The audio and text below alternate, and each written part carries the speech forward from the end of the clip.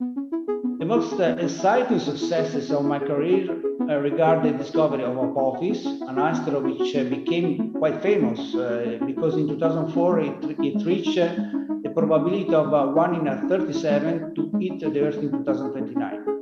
And it's quite a big rock, about 300 meters. Welcome to Chelonia Podcast, a podcast about the use of scientific discoveries and of technology applications. We provide the best information on projects participated by Chelonia and many more. My name is Gabriella Bernardi. I'm a science journalist, and in today's episode we talk about NEO, Near-Earth Object, with Fabrizio Bernardi, astronomer and project management in SpaceDyS. Nice to meet you. Would you like introduce yourself and talk about your education and work experience? Good morning. I have a PhD degree in astronomy, and my research topic concerns the near-Earth objects which may have some chances of hitting our planet. I have several years of experience as an observer searching for asteroids with optical telescopes.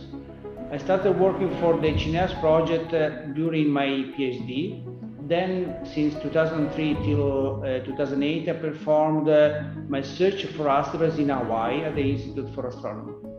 Since 2008, I'm back in Italy, in Pisa, working within the team called NEO-DIS that performs computation of the impact monitoring for NEOs.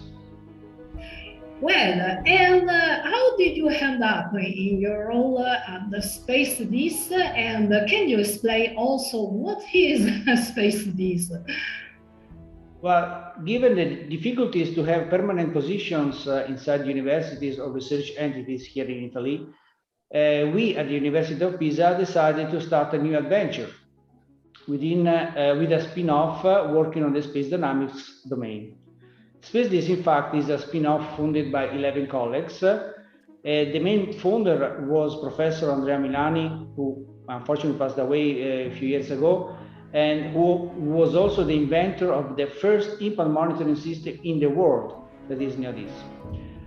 Now SpaceDyS has 10 years of activities and continues to work for the space agencies in particular, providing services, software, and consulting on the space dynamics of natural and artificial objects. Yes, among your scientific interests emerged the study of orbit, the determination of near-Earth asteroids and impact risk, observation strategies, and the correlation algorithm of space debris objects.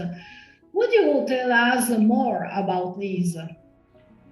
Yes, my research background is something between astronomy and celestial mechanics nowadays, which is more related to mathematics.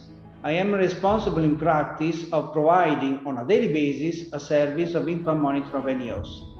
In particular, I am maintaining and improving the service for the overall community and in particular to the observers. I am also involved in preparing observing strategies for simulations of asteroids and space debris, and everything is related to what is called space situational awareness for ESA and for ASI. Perfect. What is your biggest challenge right now? The biggest challenge of my research domain right now is to apply our algorithms and competences on space debris applications. This is the most demanding problem of our times in my field, considering that the space assets are increasing and there is the need to protect their value, trying to avoid possible impacts with the destructive space debris. The application of new techniques such as the machine learning, neural networks, and deep learning are also quite promising in my field, and I would like to spend some time on research on this. What were your biggest success and failure in your career? The most exciting successes of my career regard the discovery of Apophis, an asteroid which became quite famous because in 2004 it reached the probability of 1 in 37 to hit the Earth in 2029. And it's quite a big rock, about 300 meters. Now we know that for sure it will not hit, but it was and still is an important example of complex orbit determination that consider also small effects such as the Apophis effect.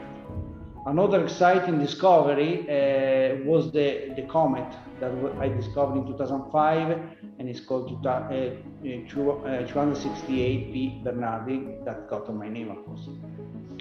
Failures, anyhow, are part of the job. It happens many times. Not all the attempts to discover something are successful.